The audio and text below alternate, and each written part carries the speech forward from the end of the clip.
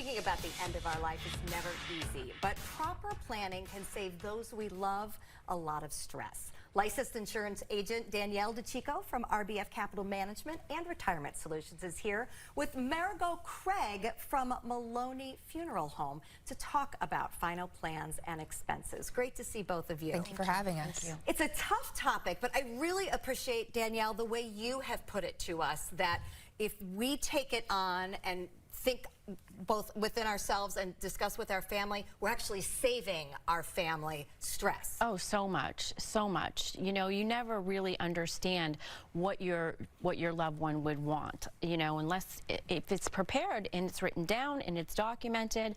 What a wonderful way to get through that stressful time, as opposed to if you don't have anything documented, the scrambling you're doing and the financial planning, and it can just be so extremely overwhelming, and I've recently had that happen in our family. So again, it's very close to home right now how this happens. Well, I appreciate you bringing Marigot so we can learn a little bit more about what goes into it, because I'll be honest, I'm lucky in that I've never planned a funeral. Sure. I don't even know what I should be thinking about. Yeah. Well, so where do families start? I think a lot of times people are in that situation. They've never had to do it, so they don't know where to start. I know with us, particularly at Maloney Funeral Home, we really think it's important to pour hope into people when they're hurting. That's sort of our mission statement and our mission field, if you will.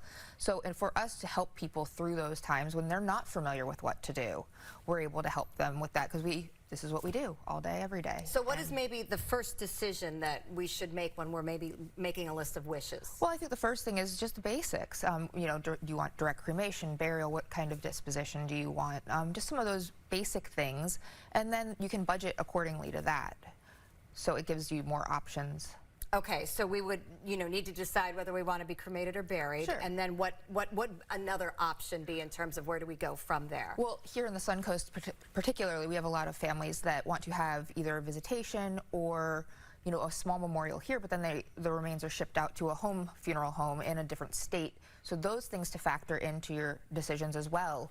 Are you going to be cremated? Is a loved one going to be transferring you from Florida to another state? Are you allowed to do that, like on an airplane, just carry it, or do you have to tell anybody? I don't know any of these things. Yeah, no, there's documentation that you take with you, but absolutely you can take cremated remains on an airplane. We can also ship them via postal service. Okay. But then also too, if you were to have casketed remains and do a more traditional burial, we can transfer your remains via airplane.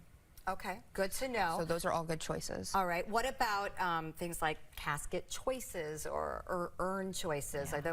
Are those all things that we do via the funeral home? You absolutely do. And that's the other thing. We can plan as extensively and detailed as you'd like, or, I mean, you can be a little bit more generalized with what your plans are, but it's like buying a car. I mean, there's different models and makes for everybody's tastes and budgets. So we are fortunate we have a lot of vendors that we work through, so we can give you as many choices, sometimes maybe even too many, and then help you find the best fit for you and your family.